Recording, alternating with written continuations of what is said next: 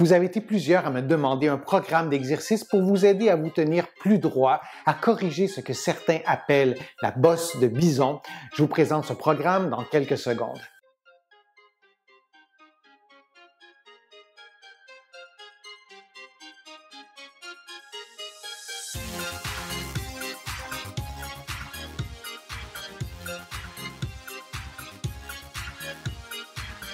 Je suis Denis Fortier. Si vous êtes nouveau ici sur ma chaîne YouTube, je vous conseille de vous abonner en cliquant sur le coin inférieur droit de l'écran. Je vous invite aussi à vous abonner gratuitement en visitant mon site web, le www.denisfortier.ca. Vous allez pouvoir faire aussi une contribution. Vous le savez, ça me permet de vous offrir de plus en plus de contenu sur le web. Corriger sa posture est une entreprise complexe. Il y a plusieurs vidéos qui circulent sur YouTube qui vous donnent des recettes magiques, miracles pour vous tenir parfaitement droit dans un délai très court. Je crois qu'il faut être prudent dans ces conseils. La posture est aussi quelque chose qui est déterminé par vos gènes. Si vous observez la posture de vos parents ou de vos enfants, dans bien des cas, il y a plusieurs similitudes. Alors, il y a des choses qui sont inscrites dans vos gènes et on ne peut pas avoir une posture parfaite. Et bien souvent, ces vidéos vous vendent de la perfection et le rêve de la perfection qui est illusoire. Cependant, il est intéressant de maximiser l'efficacité de sa posture. Plus votre posture est courbée, plus votre tête est projetée donc vers l'avant, plus l'effort musculaire est grand, plus les tensions sur le cou augmentent. Mais encore une fois, il faut relativiser les choses, mais il peut être utile d'avoir une posture qui est mieux équilibrée, c'est-à-dire que votre tête, vos épaules et votre bassin en position assise forment une ligne droite. Je vous propose un programme d'exercice à faire durant un mois. Il y a 4 étapes et je pense que de prendre une semaine par étape au minimum, c'est une façon de maximiser les résultats en gardant en tête que la perfection n'existe pas, que vous allez atteindre probablement une limite dans l'amélioration de votre posture, qu'il est nécessaire dans bien des cas d'avoir une évaluation clinique, un examen clinique par un professionnel de la réadaptation pour comprendre les enjeux, pour comprendre ce qui se modifie et ne se modifie pas. Mais vous avez été aussi plusieurs à m'écrire et à me dire que vous n'avez pas accès à un professionnel de la réadaptation et que vous souhaitez améliorer votre posture et c'est dans ce contexte-là que je vous présente le programme d'exercice. Première étape du programme, d'abord, vous prenez une photo de votre posture de face et de profil et idéalement, vous prenez une vidéo de votre posture de face et de profil. Ça peut sembler anodin, inutile, mais la rétroaction, l'information que vos yeux transmettront à votre cerveau, cette prise de conscience posturale, elle est essentielle à la correction de la posture. Et s'il y a quelqu'un qui peut vous filmer pendant que vous faites les exercices, c'est vraiment l'idéal. Sinon, vous faites les exercices devant un miroir pour, encore une fois, prendre conscience de la posture. Le cerveau normalise notre façon de bouger. Par exemple, si vous avez une raideur au cou, si vous tenez votre tête davantage de cette façon, votre cerveau a normalisé cette façon de faire si vous avez adopté cette posture depuis longtemps. Alors, de prendre des photos, des vidéos, ça vous aide à corriger ce schéma corporel, c'est essentiel. Ça peut sembler un peu théorique, mais c'est absolument fondamental. Maintenant, vous aurez pris photos et vidéos. Je vous propose des exercices à faire durant cette première étape ou cette première semaine. Vous pouvez aussi faire les exercices durant quelques semaines. Et le premier est le suivant. Vous croisez les mains sur les épaules et vous allez tourner les épaules d'un côté et vous allez tourner les épaules de l'autre côté. L'objectif de cet exercice et des prochains exercices que je vais vous présenter, c'est d'augmenter votre mobilité, de retrouver votre mobilité normale. Peut-être qu'elle est normale. Lorsqu'on a une posture très arrondie, il arrive qu'on a perdu un peu de mobilité. Alors, vous tournez vos épaules chaque côté environ 5 à 10 fois. Vous pouvez faire 2 séries. Et lorsque vous faites cet exercice, toujours les mains croisées sur les épaules, vous vous assurez que votre tête ne bouge pas. Et si vous faites l'exercice devant un miroir, vous allez tout de suite vous rendre compte que votre tête bouge. Si vous vous filmez pendant que vous faites l'exercice et que vous vous regardez après avoir fait l'exercice, vous allez probablement trouver des compensations qui surviennent que vous n'aurez pas observées sans vous voir, sans utiliser une rétroaction visuelle. C'est le premier exercice de mobilité. Le prochain exercice est un exercice d'inclinaison thoracique. On a plusieurs vertèbres et on veut s'assurer que les vertèbres supérieures du thorax puissent effectuer un mouvement d'inclinaison. La présence des côtes réduit la mobilité et c'est parfois plus difficile de prendre conscience de ce mouvement-là d'inclinaison dans la région de la cage thoracique. Vous allez placer vos poings vis-à-vis votre sternum et vous allez incliner votre tronc en vous assurant que tout ce qui se trouve en dessous de vos poings ne bouge pas. De cette façon, vous allez pouvoir immobiliser ou en tout cas diminuer les mouvements de la région dorsale basse. Et on veut donc vraiment concentrer le mouvement. J'ai mon micro un petit peu, je vais placer mes poings de cette façon-là et on veut incliner vers la gauche et vers la droite. Vous allez faire 5 mouvements chaque côté. Et vous allez continuer à faire ce mouvement-là pendant que je vous montre ce qu'on ne veut pas faire. Ce qu'on ne voudrait pas faire, c'est avoir un mouvement d'inclinaison dans la région lombaire. Ce n'est pas un mauvais mouvement, mais ce qu'on souhaite faire durant cette première étape, c'est d'améliorer la mobilité de la cage thoracique, de la région cervicale, et on ne souhaite pas aller mobiliser la région lombaire. Encore une fois, ce n'est pas un problème de le faire. On ne veut pas le faire parce qu'on ne mobilisera pas ce qu'on veut mobiliser. Alors, le mouvement qu'on veut vraiment faire, c'est un mouvement d'inclinaison vers la gauche ou vers la droite et vous allez faire 5 à 10 mouvements. Vous pouvez faire 2 séries. Je vous remontre ce qu'on ne veut pas voir, c'est un mouvement d'inclinaison comme ça. Je l'exagère un peu, mais en le faisant devant un miroir, vous allez tout de suite vous rendre compte si vous faites le bon mouvement. Et donc, on incline de ce côté-là, puis on incline de l'autre côté. Et vous allez répéter 5 à 10 fois, vous faites 2 séries. Après avoir fait ce mouvement d'inclinaison, en position assise comme je l'ai fait, vous allez faire le même mouvement, la même chose, mais adossé au mur. Vous pourriez être assis sur une chaise ou sur un tabouret, le dos au mur, ou vous pourriez aussi le faire adossé au mur, vous pliez les genoux pour que votre posture, votre position ressemble à une position assise et vous allez faire l'inclinaison de gauche à droite en vous assurant vraiment que l'inclinaison se déroule au niveau thoracique, mais au niveau thoracique supérieur, le même nombre de répétitions.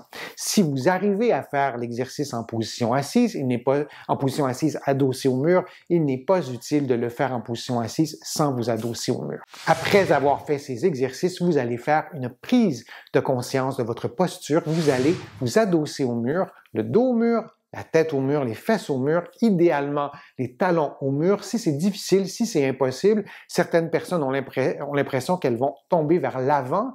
Si tout de leur corps touche au mur, vous pouvez avancer les pieds un peu, vous pouvez plier les genoux un peu. Vous pourriez aussi placer une serviette roulée derrière la tête, entre votre tête et le mur pour plus de confort. Et vous prenez cette position et vous tentez d'être le plus grand, le plus grande possible, comme si vous étiez suspendu à un fil, et vous placez vos bras sur le mur comme ça, et vous maintenez cette position 10 à 30 secondes en respirant librement, et vous refaites cette prise de conscience 3 fois. La deuxième étape du programme insiste sur la mobilité des épaules. Et pour pouvoir bien intégrer la mobilité des épaules, on va utiliser la respiration pour ne pas dire l'expiration pour bien assouplir cette région et on va utiliser le mur pour corriger les compensations. Vous allez vous placer debout, adossé à un mur. Vous allez utiliser une petite serviette, une pièce de tissu, une éponge, quelque chose que vous allez pouvoir placer derrière la tête et qui est léger. Certaines personnes prennent un petit livre. Évidemment, si c'est lourd, l'objectif ne sera pas atteint, l'effort va être beaucoup trop grand. Vous vous adossez au mur, vous placez vos bras comme ça, les ongles au mur, le dos des mains au mur, toujours la tête au mur en ayant placé cet objet si nécessaire. Il y a des personnes qui s'adossent au mur qui ne mettent pas cet objet-là et qui sont tout à fait confortables. Et donc, dans cette position d'ouverture des bras modeste, là, on ne lève pas les bras très très haut, et vous allez être debout. Si c'est difficile debout, vous pourriez plier les genoux un peu, vous pourriez avancer les pieds à environ 20-30 cm du mur et vous allez tenir cette position et vous allez expirer d'abord en baissant les côtes et le sternum, et ensuite, vous allez inspirer par le ventre, ça donne cela.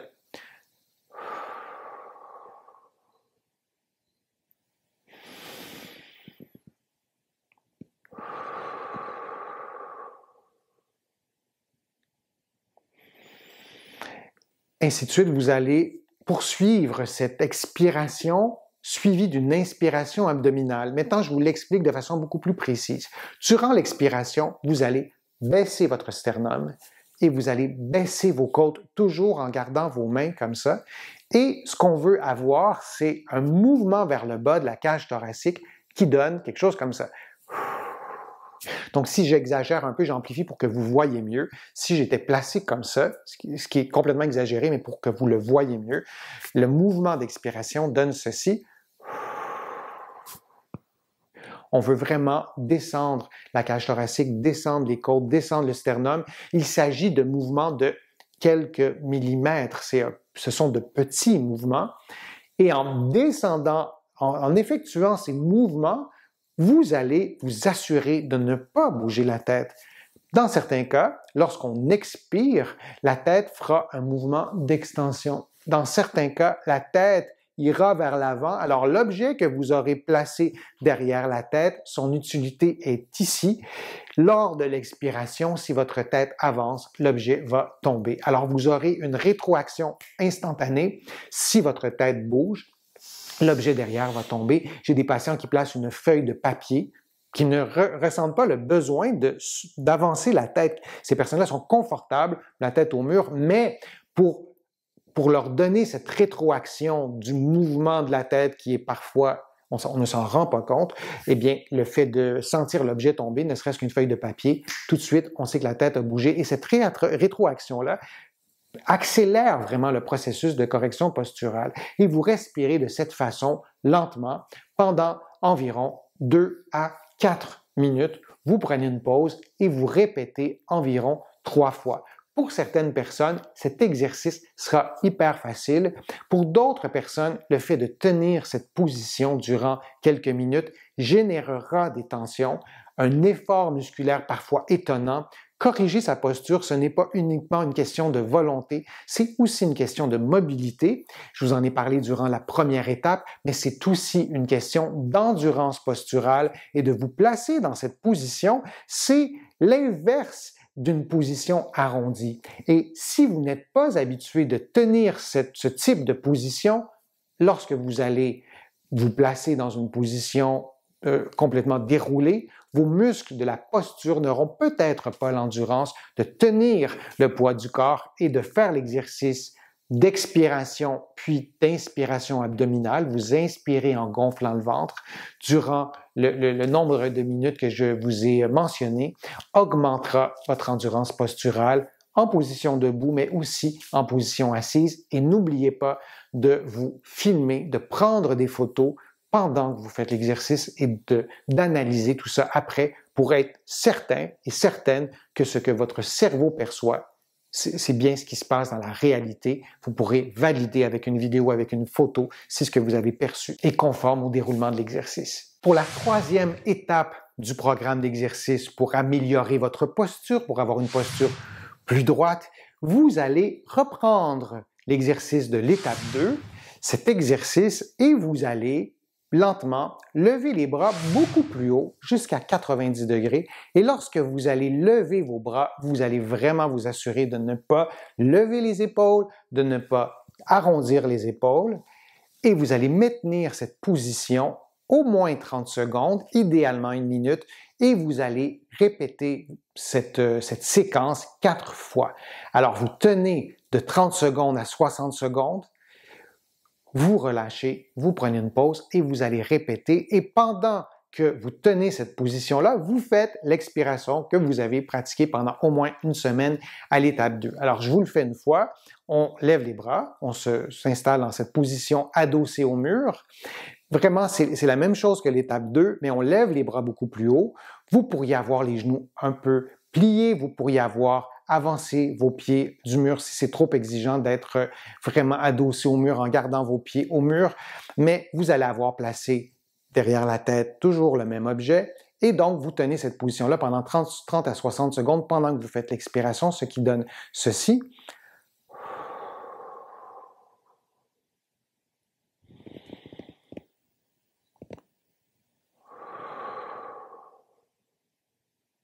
Etc. pendant 30 à 60 secondes et vous prenez une pause. Vous pourriez lever les bras un peu plus haut, quelques degrés, quelque chose comme ça.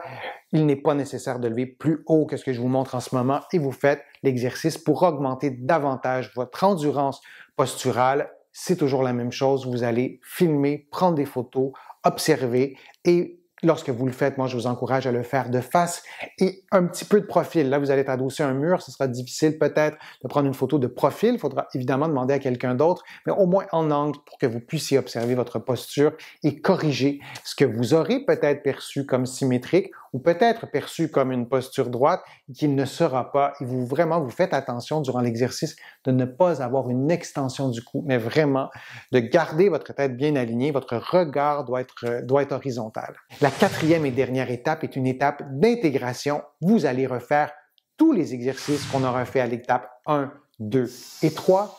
Vous allez vous assurer de faire chacun des exercices au moins 2 fois durant votre semaine, durant cette dernière étape.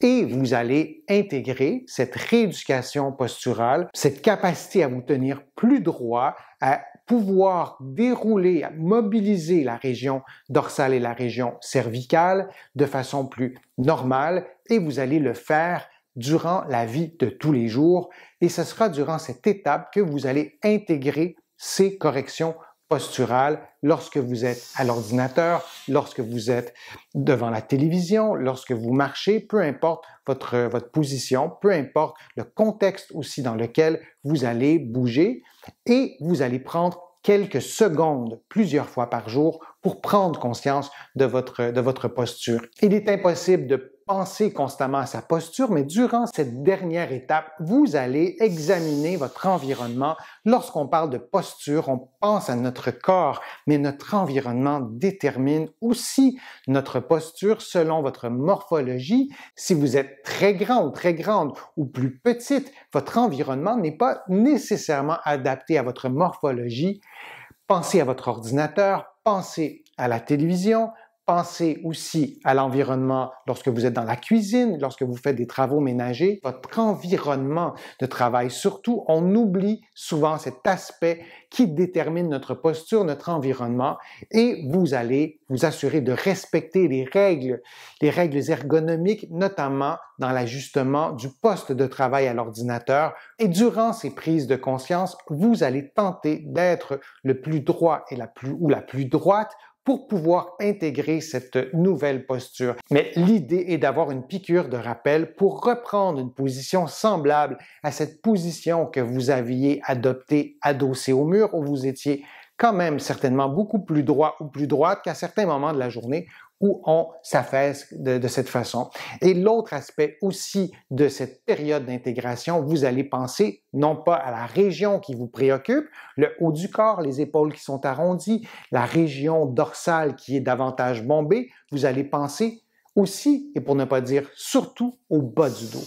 Lorsqu'on a une posture qui est très arrondie, en général, on a le bassin qui est basculé particulièrement en position assise. Vous allez donc vous assurer d'avoir un creux lombaire qui est normal. On ne veut pas avoir un creux qui est amplifié, mais une posture lombaire, une position, un alignement articulaire lombaire normal, votre normalité. Et si vous êtes en position assise prolongée, sans avoir un appui au bas du dos, il est presque impossible de tenir une posture parfaite de cette façon-là, sans avoir un appui.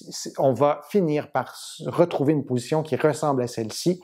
Placez un support lombaire, un rouleau relativement ferme au bas du dos. Ce rouleau devrait avoir un diamètre qui épouse votre morphologie à vous. Il y a des personnes qui ont un creux lombaire très marqué, d'autres un peu moins. Donc, adaptez la grosseur de ce rouleau à votre morphologie, mais il est indispensable pour corriger la partie supérieure de la colonne vertébrale de tenir compte du bas du dos et du bassin, surtout en position assise. Alors, pendant cette 4e semaine, vous allez refaire tous les exercices et intégrer cette conscience posturale à vos activités de la vie de tous les jours. Peut-être que votre posture ne sera pas parfaite à la fin de la 4e étape, mais il est certain que vous aurez stimulé des muscles qui ne sont pas souvent utilisés, que vous aurez peut-être assoupli certaines régions de votre colonne vertébrale qui vous aidera à adopter une posture plus droite. Alors, il n'y a pas de magie, on doit retrouver de la mobilité, retrouver de l'endurance posturale, tenir compte de la respiration, rééduquer aussi son cerveau pour vraiment s'assurer que ce qui est anormal comme posture ne soit pas perçu comme normal. Et en terminant, on doit intégrer tout ça à la vie de tous les jours. J'espère que ma vidéo vous a plu, j'espère que les exercices étaient clairs. Si c'est le cas, je vous invite à la partager sur vos réseaux sociaux, à cliquer j'aime, à la commenter.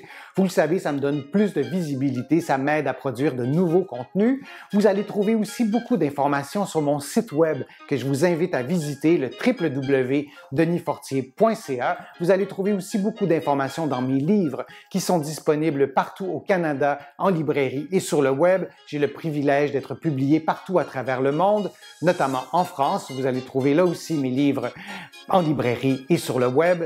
Je suis Denis Fortier. Je vous remercie beaucoup. À bientôt.